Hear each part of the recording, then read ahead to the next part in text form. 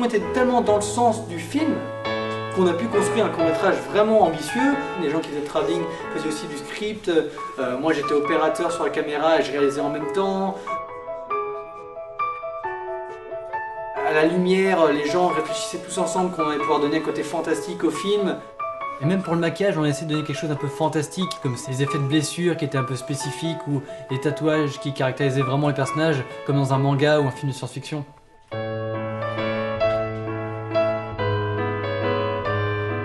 Regarde, attends. Ça va, c'est trop bien.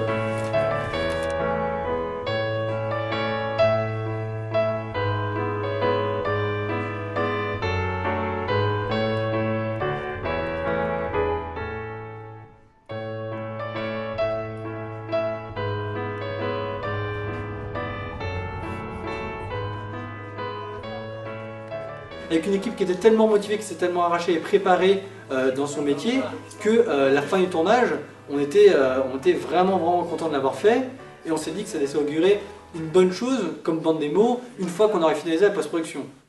La post-production de 180 degrés, au final, elle allait être un bien plus grand défi que le tournage en lui-même, dans le sens où tous les plans, sans exception, allaient être retravaillés. Effets spéciaux, accéléré, mouvement virtuel, 3D, étalonnage, colorimétrie poussée, sur plus d'une cinquantaine et soixantaine de plans à retoucher numériquement. On a donc décidé avec Michel de se séparer les tâches. Pour ma part, sur 180 degrés, mon travail était essentiellement donc de superviser et de réaliser tous les effets spéciaux du court-métrage. On était très ambitieux en termes d'effets spéciaux, par la quantité, la qualité et toutes les expérimentations qu'on a voulu essayer dans ce court-métrage. Donc le court-métrage se divise en 3 grandes parties, à savoir un combat à main nue, un gunfight et un combat au sabre.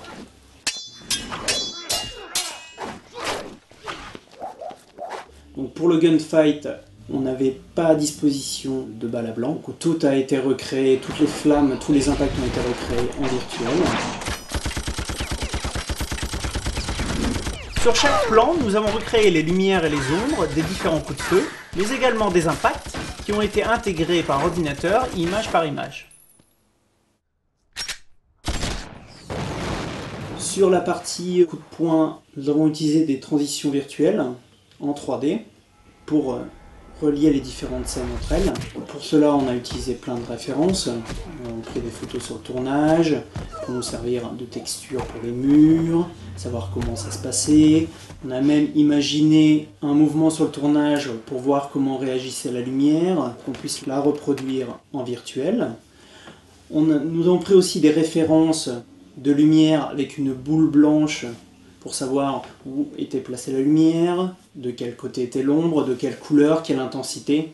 Tout cela dans un souci d'incrustation photoréaliste des effets. Sur la dernière partie, donc, qui a été la plus importante et la plus intéressante pour ma part, donc à savoir le combat de sabre.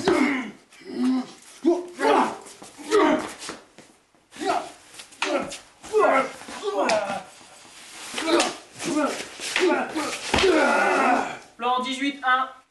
Donc on a essayé de chercher les différents moyens de rendre ce combat de sabre un peu spécial et se l'approprier, rendre ce combat de sabre notre combat de sabre. On est parti du principe du motion blur et de l'amplifier pour mettre là tout le côté fantastique du court-métrage. Donc tous les sabres laissent des traînées lumineuses derrière eux et chaque impact entre les personnages donne place à un effet spécial, comme si un champ de force les entourait durant ce combat.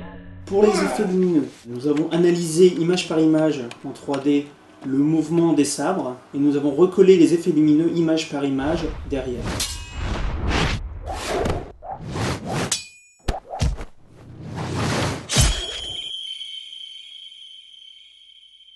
Tout le travail qui a été fait sur 180 a contribué à créer donc le court-métrage qu'on voulait faire. Mais au final, c'était vraiment qu'un début. Sachant qu'il fallait qu'on commence à aller voir plus loin. Et puis le vrai but de tout ça, c'était de faire du cinéma. Et quand je dis cinéma, c'était de faire du long métrage, évidemment, comme beaucoup en rêvent, bien sûr. Sachant que c'est bien évidemment ce qui est le plus dur. Donc l'idée, c'était de prendre cette bande démo et de commencer à aller démarcher les différentes boîtes de production pour leur montrer. On voulait surtout savoir ce qu'ils en pensaient et voir leur réaction. Mais avant même qu'on commence cette démarche, il y a eu une discussion avec son père qui allait être déterminante. qu'un jour j'ai discuté avec mon père qui n'a strictement rien à voir avec le cinéma, il travaille dans le bâtiment, qui me disait ce qui pourrait peut-être être intéressant, c'est de travailler avec des associations de reconstitution napoléonienne.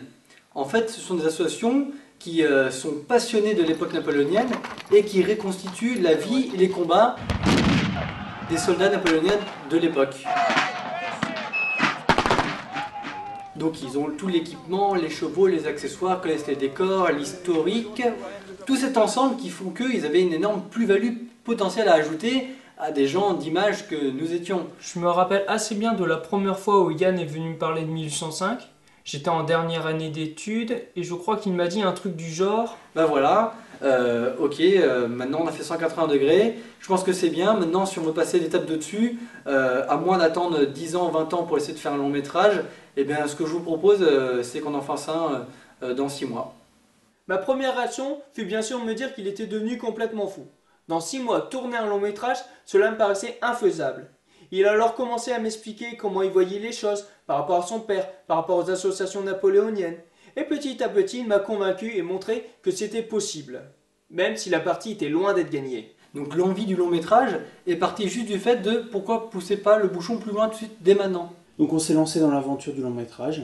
Tous ensemble, on a ainsi commencé à travailler sur la préparation et la pré-production du film 1805. Et comme 180, on a dû donner notre maximum. Le chef-op et le mixeur de 180 ont d'ailleurs décidé de continuer l'aventure avec nous. Et avec ces gens-là, on a commencé à aller chercher d'autres personnes.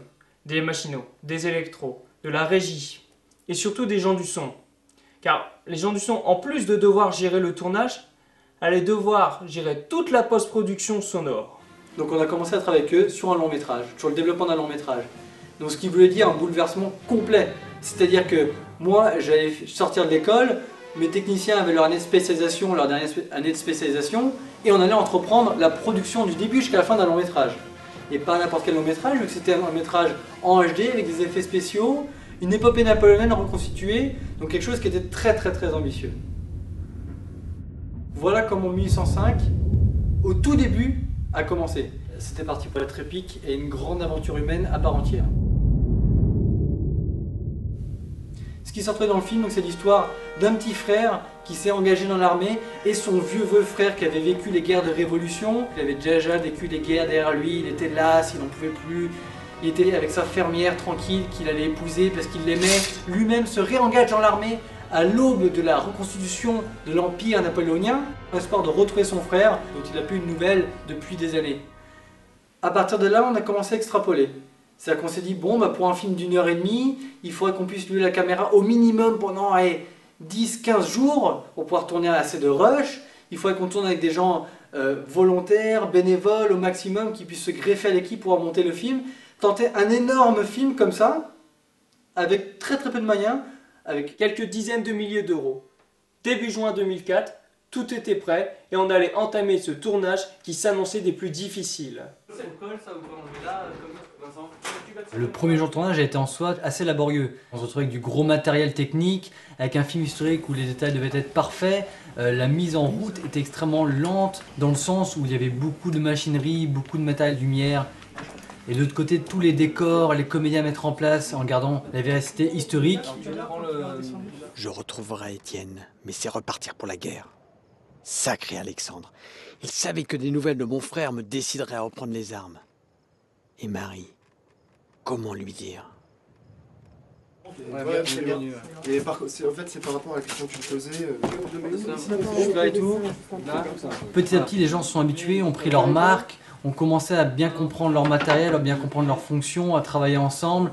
Et c'est vrai que ça a pris son temps avant que tout le monde arrive à un bon rythme de travail efficace et cohérent. Non mais il se lève et on coupe.